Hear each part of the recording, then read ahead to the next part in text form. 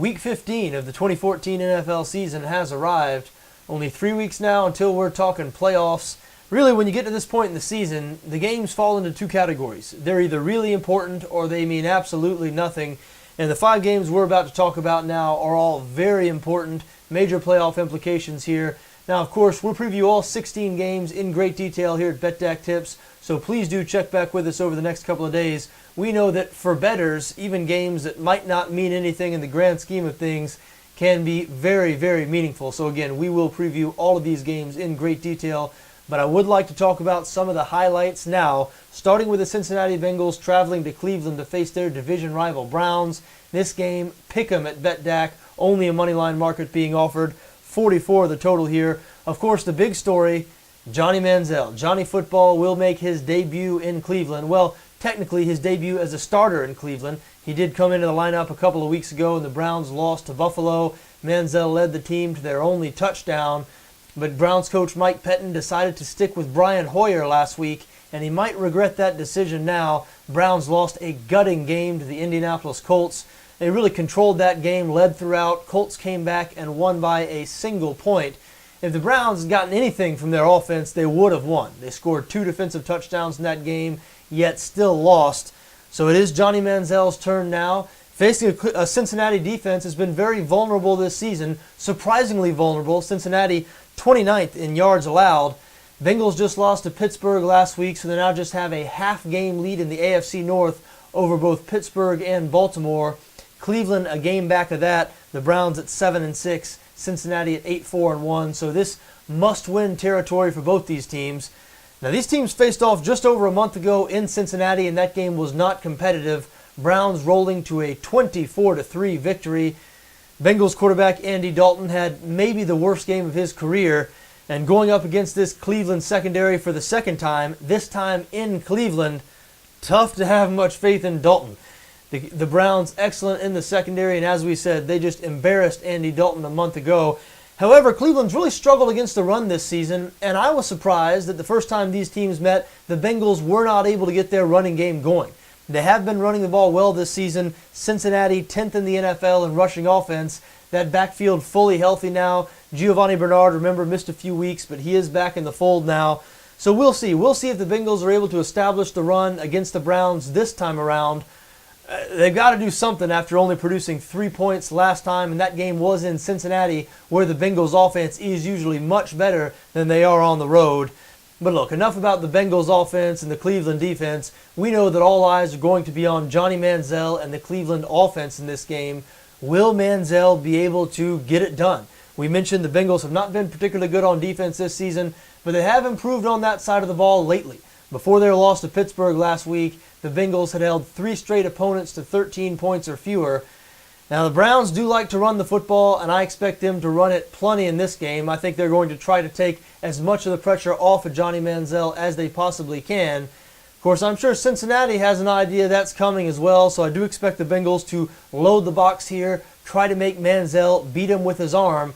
This is a guy who's certainly a dual threat. He can really run. If you haven't seen Johnny Manziel play, if you didn't watch Texas A&M a whole lot when he was at college, Johnny Manziel runs the ball just as well as he throws the ball. He can be sort of reckless at times as a passer. This guy is not afraid to throw the ball into coverage.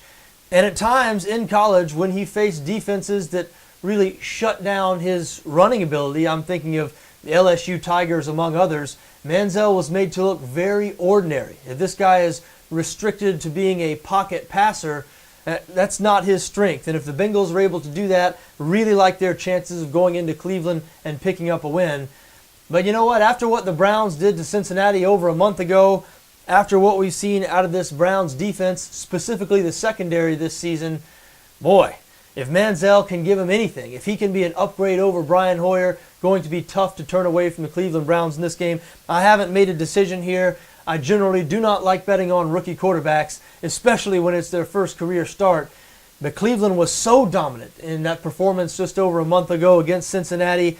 And you look at the Browns in recent weeks, again, they've lost 3 of their past 4 games, but the only thing that's been holding them back has been quarterback play. Brian Hoyer has been awful in these past few games. Even in the Browns' only win over the past month, that 2-point win over Atlanta, Hoyer not good at all in that game, throwing 2 interceptions in the final 5 minutes. So again, if Manziel is any sort of an upgrade, this Cleveland team might really be on to something. Of course, it is desperation time now for the Browns. Again, they're 7-6. They probably need to win the rest of their games. They most definitely need to beat the Bengals this Sunday in Cleveland.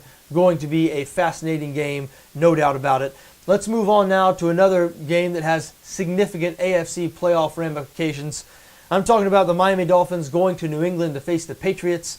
New England is 7.5-point favorite here on BETDAQ, 48.5 the total. 7.5, a big number when you consider that the last time these teams met, way back in Week 1, Miami dominated the game, rolled to a 33-20 victory. Now, I know the Patriots playing much better now than they were early in the season. New England has won 8 of their past 9 games. Their only loss in that stretch coming 2 weeks ago on the road to the Green Bay Packers. It's been the offense in New England, of course, that has really steered the ship. Patriots third in the NFL in points scored, averaging nearly 31 per game. But their defense has played very well also. And it's really the play of the Patriots defense why I think now they're a legitimate Super Bowl contender, more so than they've been any year since 2007 when they were undefeated throughout the regular season before losing the Super Bowl to the New York Giants. Really, since that 2007 team, the Patriots have had some really good offenses, but they have not had any good defenses. But over the past couple of years, they have spent big money upgrading that defense. The personnel's in place now, and they have played well this season, really in all areas of defense. They've played well against the run. They've played well in the secondary. That secondary has really been upgraded with the addition of Darrelle Revis, who he might not be back to his Revis Island form of 3 or 4 years ago, but he's clearly New England's best cornerback, and the Patriots have been able to just sick him on the opposition's best receiver. Now, Miami doesn't have a clear-cut number 1 receiver. Mike Wallace, probably their best receiver, clearly their best deep threat, but Ryan Tannehill spreads the ball around pretty well, and this Dolphins offense, it's enjoyable to watch. I know they didn't play very well last week against the Baltimore Ravens, but by and large, the Dolphins have been pretty good on the offensive side of the ball this season. It's offensive coordinator Bill Lazor's first year, and if you've watched the Dolphins play, I've said it a lot, it's almost like you're watching a Big 12 team play. They run the ball a lot. It's a run-first offense. They're top 10 in the league in rush yards per game. They're 22nd, in pass yards per game. But the reason it looks sort of like a college offense to me is the style of their running game. They run a lot of read option. Ryan Tannehill asked to run the ball from time to time. Now, he hasn't run the ball quite as much the past couple of weeks as he was for a while in the middle of the season. I believe there was a stretch there for 4 or 5 games where Tannehill had 35 rushing yards or more in every one of those games. It's calmed a little bit the last couple of weeks, but Miami still running that read option with some success. Now, Tannehill's thrown the ball well this season, also completing over 65% of his passes, but it's mostly dink and dunk stuff. He does not challenge defense down the field very much. But look, when they played the New England Patriots in Week 1, Miami dominated on both lines of scrimmage. They really pushed around the Patriots, especially that New England defense. This Miami offense did whatever they wanted to do. Again, they put up 33 points in a 13-point win. Now look, I'd be real surprised if Miami was able to win this one by 13 up in New England. But I'll tell you what, 7.5 points, a big number here. The Dolphins have played well on the road lately, and they've been facing good teams. Their last road game against Denver, they lost by just 3. That was their last road loss. Because, of course, their last road game, the Dolphins beat the New York Jets. But their road game before that, their last road loss, 39-36, they lost to the Denver Broncos. The road game before that, a narrow 4-point loss to Detroit. The Lions really controlled that game throughout. Should have won that game before losing there right at the end. Remember, Matt Stafford throwing a touchdown pass with less than a minute remaining to win that game. So the Dolphins have been very competitive against some good teams on the road. Again, New England, a big 7.5-point favorite here. Not sure I like that. Think I might lean towards the Dolphins as a 7.5-point dog. I would be surprised if they were able to pick up a win, but you never know. Miami badly needs a win. They have consistently exceeded expectations this season. Wouldn't shock me if they beat the Patriots, but I think New England probably going to end up with a win there, even though, as I said, I do lean towards Miami as a 7.5-point dog. Moving on now to another AFC matchup between division rivals. What about the Denver Broncos going to San Diego to face the Chargers? Denver a 4-point favorite on BETDAQ, 50.5 the total. these teams have also already played this season. Back in Week 8 in Denver, Broncos cruising to a 35-21 victory. But you know what? This Denver offense, some serious problems right now. And, you know, a month ago or 6 weeks ago when they played New England and they only scored 21 points, you said, well, that was on the road against New England. Then a couple of weeks later when they only scored 7 against the St. Louis Rams, he said, well, a little bit of a flukish game there. You know, that's after all, the Broncos had never been held to single digits.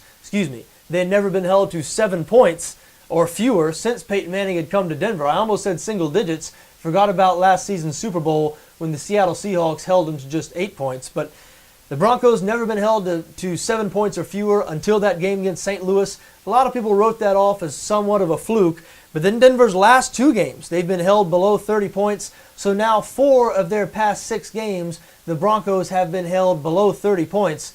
This was an offense that last season was the best offense in the history of the NFL statistically. So they have clearly taken a step back. A lot of people think age might have finally caught up to Peyton Manning. Now I know Denver hung 35 points on this San Diego defense back in Week 8. But the Chargers have been steadily improving on that side of the ball. They now rank 9th in total defense, 8th against the pass. Better in the secondary than they are against the run. And we know, I know Denver has been turning to the running game a little bit more lately with C.J. Anderson. But still, this Denver offense, a pass-first offense. So I think this might be a good matchup for the San Diego defense. However, just a 4-point number here. And you know, the Chargers, they've been struggling themselves on offense. Over the first month of the season, this San Diego offense was really, really good. People at that time were talking about Phillip Rivers as a possible MVP candidate. But that talk has really cooled over the past 8 weeks. The Chargers, they were floundering there for a while now. They did pick up a big win in Baltimore a couple of weeks ago, and they now sit at 8-5. So they control their own destiny in terms of the AFC playoff race. But this is a big, big game for them on Sunday because their final 2 games, both on the road, in San Francisco and in Kansas City. Neither one of those games going to be easy. Certainly this game's not going to be easy either. But if the Chargers do want to make the playoffs, very important they pick up a win here against Denver. Just not sure they're going to be able to do so. Again, I sort of like the matchup of their defense against this sputtering Denver offense. But as we mentioned, the Chargers have been having some offensive problems of their own. They played really well on defense last week against New England, held the Patriots to just 23 points. But the San Diego offense produced just 14 points, and this Denver defense, much better than the New England defense. I say much better. They're better statistically than the New England defense. I know the Patriots have been playing pretty well on that side of the ball, but Denver, top 5 in the NFL in total defense, 3rd in rushing defense. So look, if the Chargers aren't much better on the offensive side of the ball than they have been over the past, 6 or 8 weeks, I just don't believe they're going to win this game, even if their defense does play well. But because I think their defense might play well, and because I don't have any faith in their offense right now against this good Denver defense, under 50.5, a really good-looking bet there to me. That is a big-looking total. I realize these teams combined for 56 points back in Week 8. But again, the Chargers' defense improving since then. Denver's offense maybe slightly regressing since then. And Phillip Rivers, 2 weeks ago we were hearing maybe some undisclosed injuries. Maybe Phillip Rivers has some cracked ribs that he wasn't letting people know about. Then people stopped talking about that after the Chargers hung 34 points on Baltimore in Baltimore. Excuse me, I was about to say on the Ravens in Baltimore. Yes, that would have been right as well. You got to cut me some slack here when we're 10 or 12 minutes into the video. Sometimes I trip over my tongue. You understand what I'm trying to say here. People didn't talk about Rivers' supposed undisclosed injuries anymore after that win 2 weeks ago in Baltimore. But after we saw the San Diego offense have trouble again last week, it's worth asking, is Phillip Rivers fully healthy?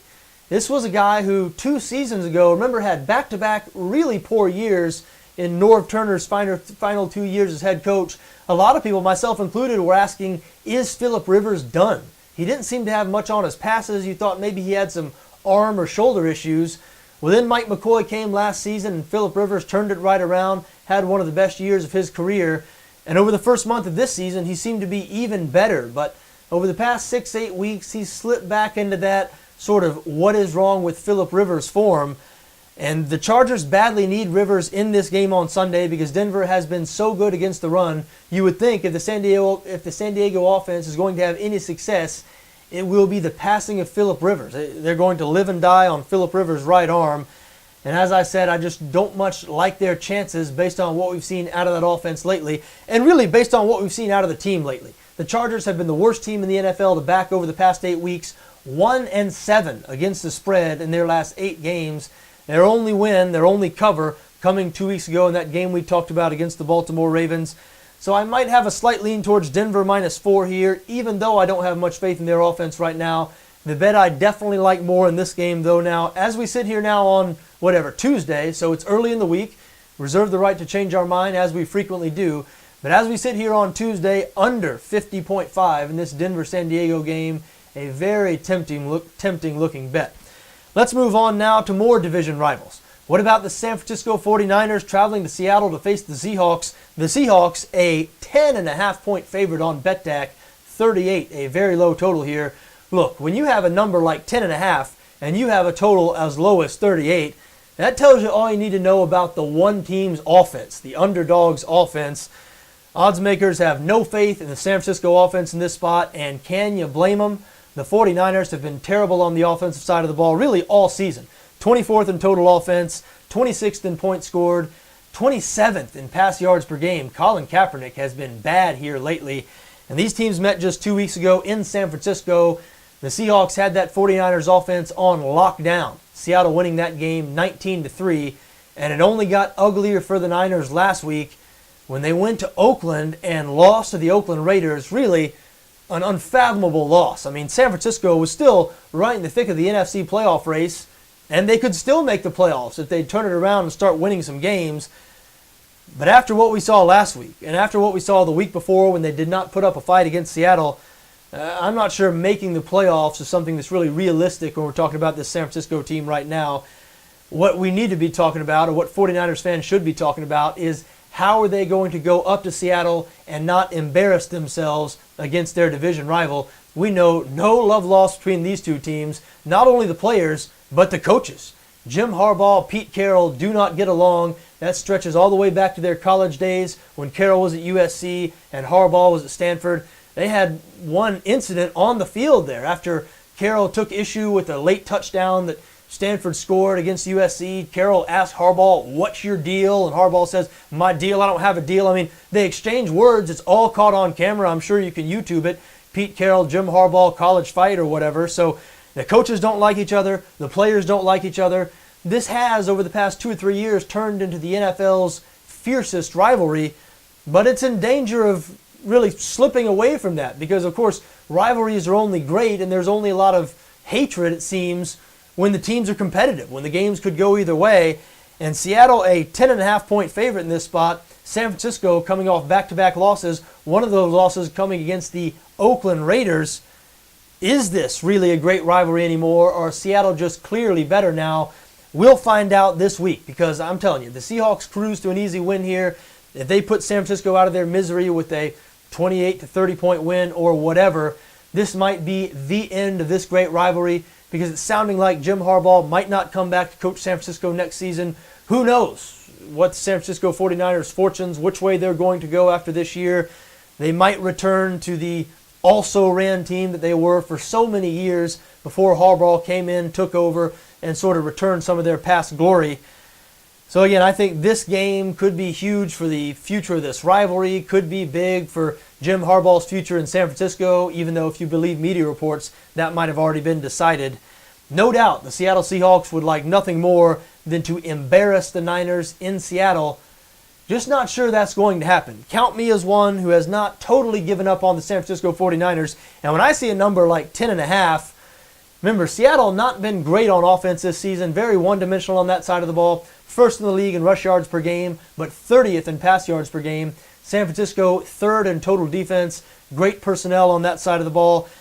And again, if it was a different opponent, if the 49ers were playing, the Tennessee Titans or something like that, you'd say, well, maybe this team might just give up on the season. They just lost to Oakland last week after all. You might think they'd be flat.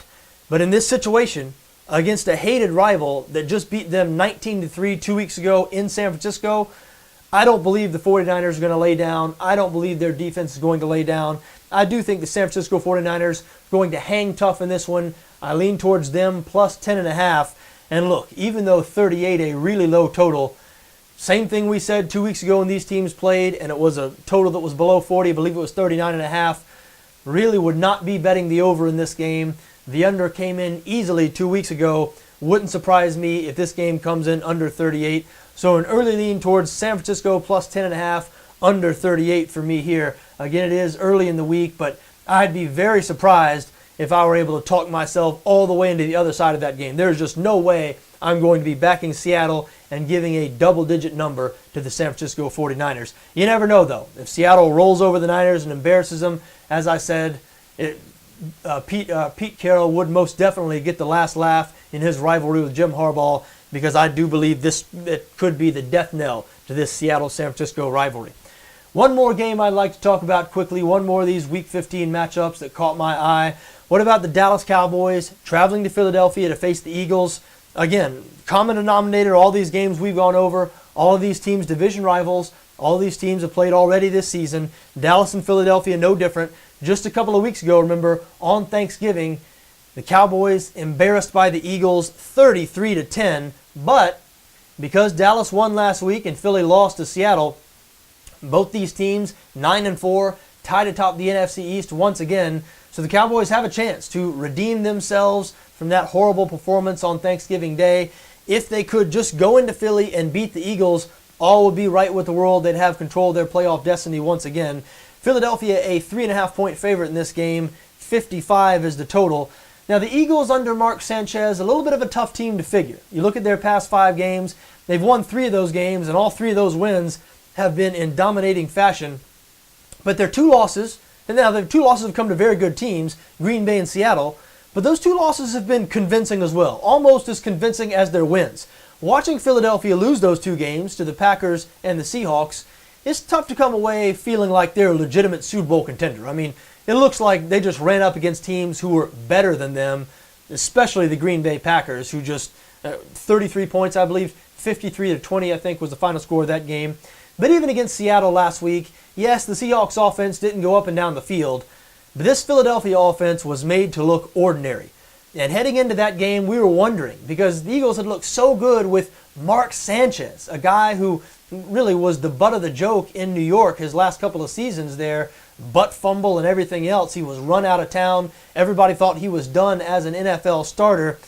But here he was, 4 starts in with the Philadelphia Eagles. The team was averaging over 35 points per game with Sanchez under center. So last week when they were facing a legit defense in the Seattle Seahawks, we were all saying, okay, what's this Philadelphia offense going to look like now? Yes, we know they can run up 40 points against the Tennessee Titans of the world. What are they going to look like when they face a defense like Seattle's? Well, we saw what they're going to look like. They looked very, very ordinary. Mark Sanchez looked much closer to the Mark Sanchez that we remember in New York than he did the Mark Sanchez, from this past month. For that matter, Mark Sanchez looked like the Jets Sanchez when he played the Green Bay Packers too. So again, don't really know what to make of this Philadelphia team yet with Mark Sanchez under center. Might be the type of team that just blows away bad teams and cannot beat good teams. Now, Dallas most definitely a good team, 9-4 on the season. But again, they were not able to stay competitive when these teams met 2 weeks ago.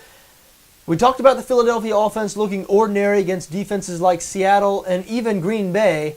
The Cowboys, they don't have that type of defense. Dallas, 22nd in the NFL in total defense, 25th against the pass. I know Green Bay is not great on defense, but they're pretty good in the secondary. The Packers really struggle stopping the run. So you put Mark Sanchez in this Philadelphia offense up against a defense that ranks 25th against the pass. What might happen? Well, we saw what might happen a couple of weeks ago when Sanchez hung 33 points on this Dallas defense. Now look, Dallas has smart coaches and they know what they're doing. I'm sure they're going to come up with something to adjust here. They better adjust to the Philadelphia running game, because that's what really killed them in the past meeting. Eagles rushing for 256 yards on the Cowboys. Coming into that game, Dallas had run the ball so well this season. Everybody was saying, and everybody, people like me who thought Dallas was going to win the game, they were saying, look at this run-first Dallas offense. DeMarco Murray really going to take it to the Eagles defense. Well, the Philly defense played great in that game. They held Dallas to just 267 total yards. They ganged up on the run. Tony Romo, remember, he is not 100% now. He's got that broken back.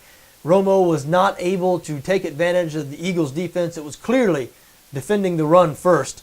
We'll see. We'll see if Romo can play a little bit better in this game. I think once again, the Eagles' number one priority on defense is going to be shutting down DeMarco Murray. We'll see if they can do that. They held Murray to fewer than 100 yards in their last game, but he has been an absolute workhorse, an absolute machine this year for the Dallas Cowboys. Probably the best running back in the NFL right now.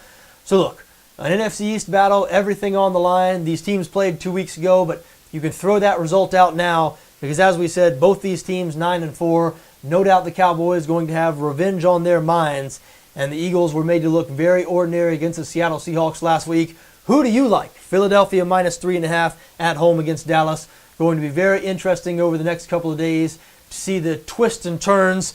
If we don't hear any breaking news from that game, twists and turns in my own mind. How about that? You're probably the same way. Can't tell you how many times some of these games, on Tuesday I'll think one way, on Wednesday I'll wake up and think about another angle, and by Saturday, I might be back to the other side, and that might be one of my favorite games. It's a sickness, isn't it? Sports gambling, NFL gambling in particular, but it's fun. It's fun, and it can be profitable sometimes. Fortunately, I've been on a nice run these last few weeks. Hopefully, it can continue. Well, that's about all the time we have here for this Week 15 preview. Hope you've enjoyed talking about these few highlights. As I said, we preview all these games in great detail here at BETDAQ Chips, so please do check back with us. Until then, for BETDAQ NFL, I'm John Arnette.